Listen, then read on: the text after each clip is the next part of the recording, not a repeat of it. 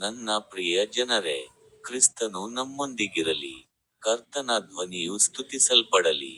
ನಾನು ಅರುಣ್ ಪಿ.ಎಸ್. ಮಡ್ಕಿ. ನಿಮ್ಮೆಲ್ಲರಿಗೂ ಶುಭಾಶಯಗಳು.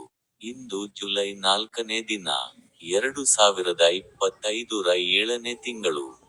ಜಾರ್ಖಂಡ್ ರಾಜ್ಯದ ಲತೇಹರ್ ಜಿಲ್ಲೆಯಲ್ಲಿರುವ ಚುರಾ ಗ್ರಾಮದ ಬರ್ವಾಡಿ ಚರ್ಚ್ನ ಮುಂಭಾಗದಲ್ಲಿರುವ ರೈಲ್ವೆ ಹಳಿ ಸೇತುವೆಯ ಮೇಲೆ ಬಿಸಿಲಿನಲ್ಲಿ ದೂರದಲ್ಲಿ ನಿಂತು ನಾನು ಎಲ್ಲರೊಂದಿಗೆ ಸೇರುತ್ತಿದ್ದೇನೆ.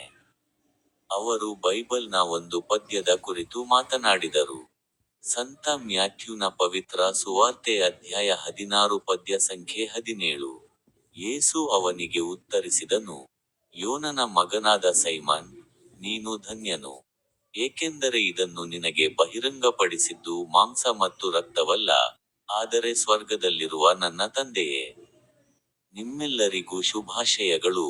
ಈಗ ನನ್ನ ಯೂಟ್ಯೂಬ್ ಚಾನೆಲ್ನ ಸ್ಟಿಂಗ್ ಬಟನ್ ಅನ್ನು ಕ್ಲಿಕ್ ಮಾಡಲು ಮರೆಯಬೇಡಿ. എന്റെ പ്രിയപ്പെട്ട ജനങ്ങളെ, ക്രിസ്തു നമ്മോടുകൂടെ ഉണ്ടായിരിക്കട്ടെ. കർത്താവിന്റെ